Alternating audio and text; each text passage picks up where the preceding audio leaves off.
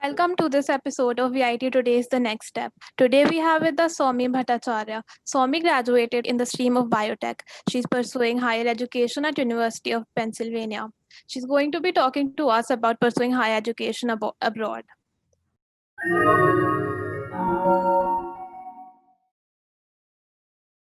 So Soumi, did you always have in mind that you would pursue higher education or did you also sit for placements? No, I actually was pretty determined that I didn't want to sit for placements. I always wanted to. I knew that I didn't want to sit for placements because biotech has very limited options in like placements as such, and even the pay grade is not that great. So, I mean, you just have to prepare yourself for a lot of like rejections or a low pay if you're just sitting for placements for biotech. So, I was pretty decisive about going for higher education. Okay. So what exams did you write to qualify for the college applications? So I gave my GRE and IELTS. So fun fact, I gave my IELTS because I did not know if I was coming to the US. I was very indecisive. It's everyone goes through that phase where you don't know what you want to do or where you want to go because you're just confused. So, but a lot of US colleges accept IELTS. As a matter of fact, even all the Ivies and most colleges, even Canada, most colleges do accept IELTS. But Australia has restriction on accepting TOEFL. I mean, they don't accept TOEFL, so I was just like, let me give IELTS so that I have all my options open. Okay. So, when did you start preparing for GRE and IL, and how did you prepare for them? Did you join any of the coachings that are there in VIT? So I there's this online Magoosh thing. So the first thing when you start preparing for these exams is always reach out to your seniors. They can be in your clubs. They can be like people you chill with. So I reached out to a couple of my seniors in the VIT DepSoc, and they told me that they were doing this online course from Magoosh, and I would say that that is really, really all you need for GRE. I know a couple of. I mean, I wasn't a huge fan of. I think Princeton Review or something that was there on campus. And honestly, GRE is like this. You have to. It's literally like 2 months of hard work. So if you go through the Magoosh test materials online, like you can create an on. They have this 2 month course or something. That crash course is more than enough for GRE, apart from like Manhattan 5LB and things like that. Okay. So, how did you manage your time between studying for classes for CATs and FATs and preparing for these exams? So to be honest, like you have to, I mean, you have to think strategically a bit. Make sure that you have less stressful courses in your seventh semester.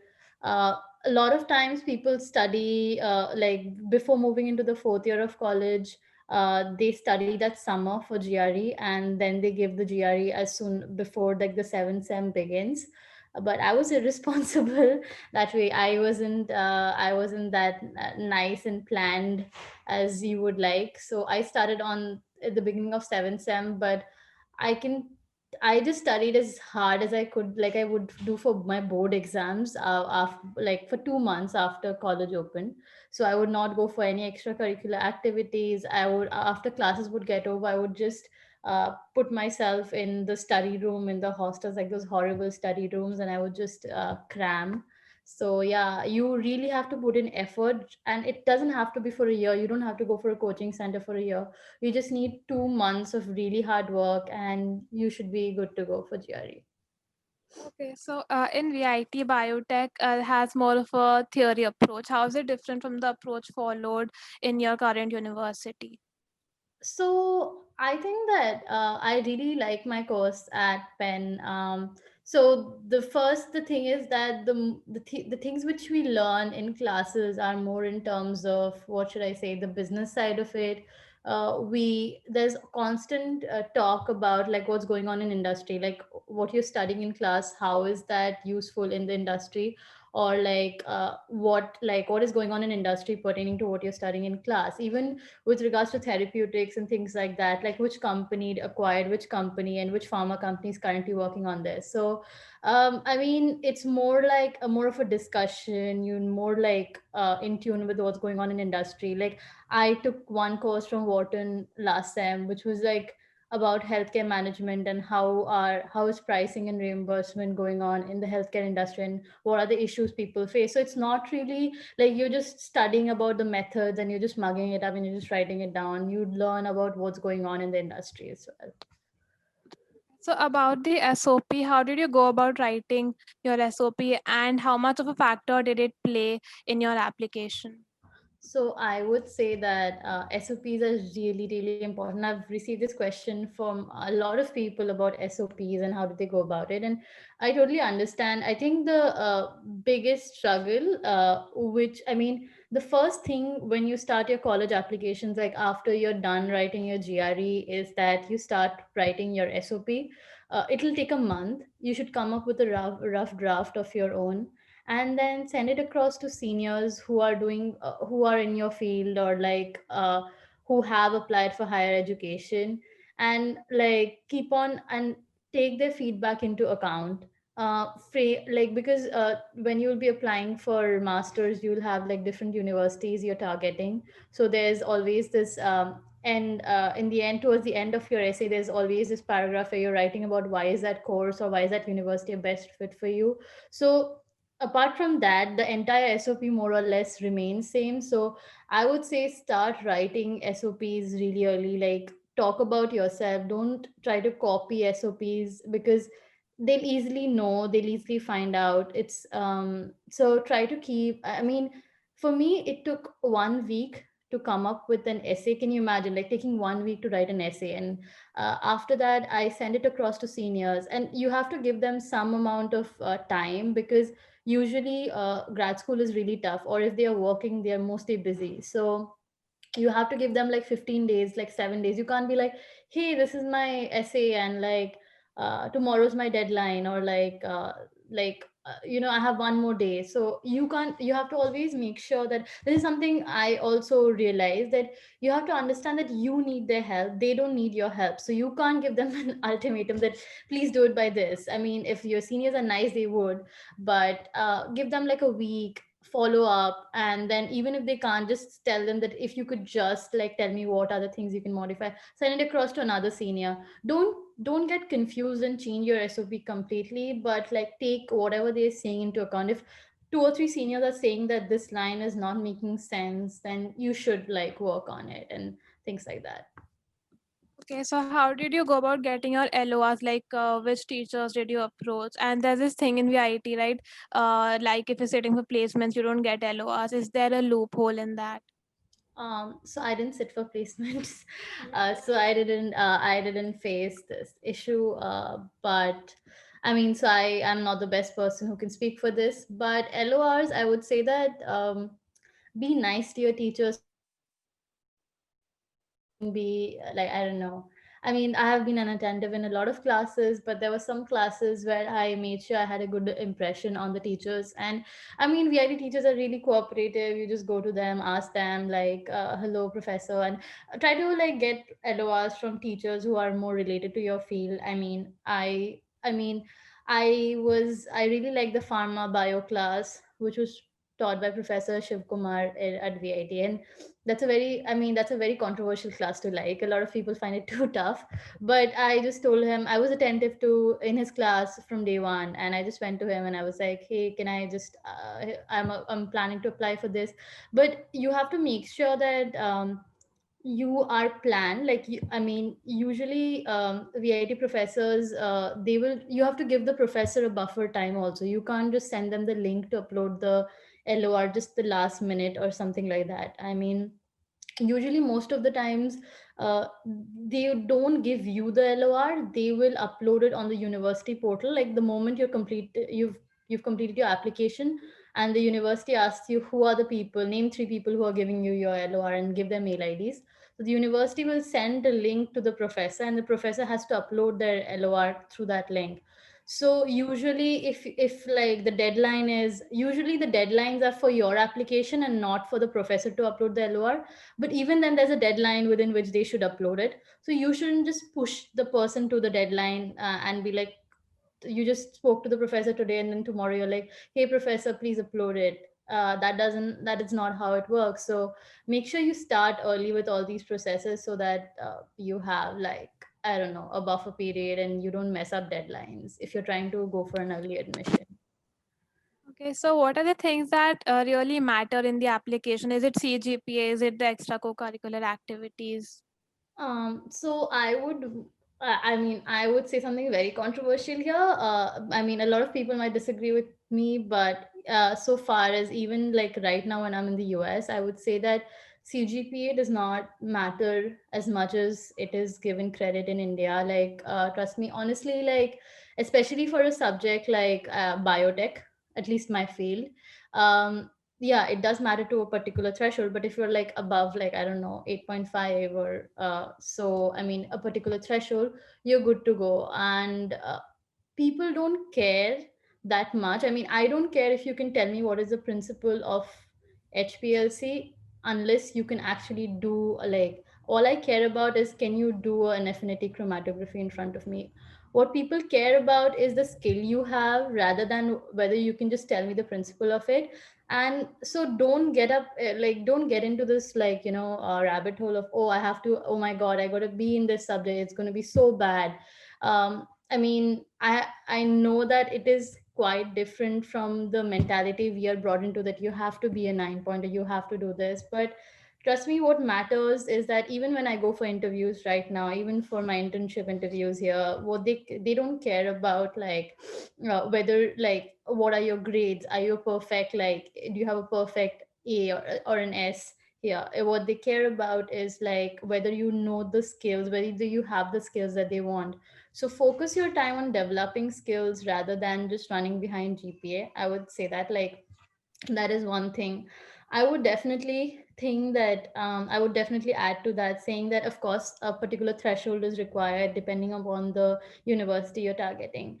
Second criteria would be, your internship experiences. That is really really important, because um, uh, I mean, I think this is for any field. The more you work, the more you, like in industry or in a lab, the more techniques you're acquainted with, the more skills you're developing. And like, it's never too late to develop skills. Like, I mean, right now, for example, I'm taking courses on big data. I am from pure biotech background. I used to hate coding in my undergrad. I'm just doing this because it just, I mean, you're just developing skills. And I mean, you don't know what will be useful in what way. Like, for example, I was speaking to a recruiter at Penn, and I told her that in my undergrad, my thesis was on like protein purification of an of the on the HIV virus. And she was like, "Oh wow, we do protein purification work. So tell me, what was your project about?" So that's how you get conversations started. So do a lot of internships, gain a lot of skills. That is more important. Like, reach out to VIT alumni members, like use your LinkedIn, ask them. Don't So a lot of, this is what I've seen. So a lot of juniors reach out to me saying that, I'm not getting like, I want an internship. None of my parents are in the biotech industry, because that's something, like, we find like, it's so tough to even explain what's biotech to people who are not acquainted with the industry. So but I would say that talk to as many people as you can regarding this. For example, this is totally going off topic, but I remember my final year project, the 6 months I did my thesis outside. I did it at Institute of Stem Cells and Regenerative Medicine in STEM in Bangalore. And the way I got it was, I was standing in front of Tarama and I was talking to my friend about how good the meal was. And then I was just, so he was like, "What are you going to do in the final semester?" And I was just like, "You know what? I'm trying to get something outside." And he just happened to mention, for what, my father's in like one of like is in a pharma company. I can just put in a word for you. And then I was just like, wow, that would be great. Like, and then I had no expectations, but I was contacted by someone from Instem because he put in a word for me.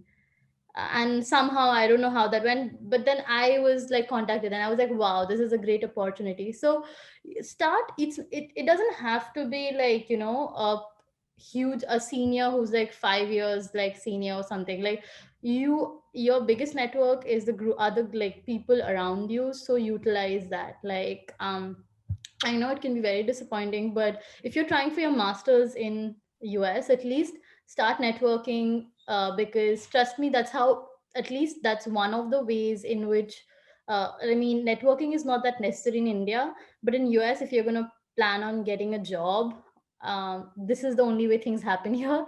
So might as well start networking while you're there. Try to, yeah, first would be the internship thing. Reach out to people. You ask your parents if they know. Most of the time your parents would say no, we don't know anyone. Then reach out to seniors. Like, don't complain to seniors that, I'm not getting any internship or things like that. Ask them that, where did you intern, and is it possible for you to put me in touch with someone who interned there or something like that. And even if they can't, just ask them, what's the next best option do you think I can. 9 out of, like, probably 7 out of 10 seniors won't reply to you, but the 3 out of 10 might. So you're likely to, like, get some benefit out of it. So do a lot of internships.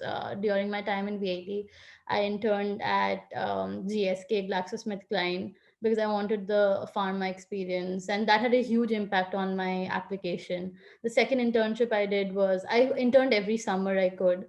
The second internship I had was at CSIR Indian Institute of Chemical Biology in Calcutta. And the third was my final year project thesis, which I did in STEM. And once you get one internship, the second and third becomes easier, but like, just start somewhere. Third would be the GRE score. So GRE score is something that does matter to some extent. Again, a particular threshold. It matters more in certain courses which are more quant heavy, like computer science. You need to, so I can speak for, but then you don't have, I mean, if you have a great GRE score, good for you, that's amazing. But I think in my year there was more stress, really, I mean, stress on like GRE and a great GRE score, especially if you're trying to get into a good college. But so I've been working with Penn and other IVs here. So I've been hearing that the stress on GRE is really like reducing over the couple of years. So it's not that important anymore as it was when I came in 2019. So I would say that, don't, like, I mean, I would say that, like, look at something that is above, like, that is above 315, 320. This is for like biotech, but if you're looking for computer science, it's much more than that. But ultimately, like, they look at you as, like, I mean, they look at your SOP, they look at your extracurriculars. So uh, extracurriculars is important. Make sure you do something while you're at college. Like, they don't want to look, you're not at school, you're not like going to it's college is an entire experience. So you're supposed to be doing, like, I mean even this interview, like, which I'm having with you, it's a great effort from on your part. And like, I was actively involved in debating in college. I used to spend a lot of my time on debating. So that's something that definitely I wrote about. Like, honestly, just write about how your extracurricular has affected you or impacted your life and things like that. So they definitely want to see what are you as a person, apart from just, like, who are you as a person apart from just the person who's like giving tests and getting scores and things like that. So extracurriculars is definitely important. They do look for some leadership skills and like um, some leadership skills, and like, that is something that is important. Make sure you mention it if you've done anything important in your college pertaining to that. Apart from this, I would say that don't feel bad if one area is missing out. There, I mean, for example, if you don't have like a I think 340 on 340 in GRE and you don't have a 330 above, don't feel bad that, oh my God, I won't be able to get in. Like, that is not how things work. Make sure there's always ways in which you can overcompensate. Like, you can always have, like, do another internship, do an online internship, learn new skills, work on your own projects. There are ways in which you can build up. I think this is something I have noticed, that they just see that if you've met the bare minimum requirement, at least even for the IVs, like, they see that they have a cutoff for probably GPA, like probably 8.5 or 8 point. I graduated with something that was like 8.6 or 8.7. But yeah, they just see that, like, if you've met the criteria, and once you are done, they'll just see who's better in that. So you're not going to be eliminated, like, if you are doing exorbitantly like bad. in any of them. So yeah, and reach out to seniors if you need help. Okay, so any advice to the juniors about resume building and CV building? Yeah, so firstly, okay, this is something I wish someone would have like told me. So again, start doing things which you can put on your resume.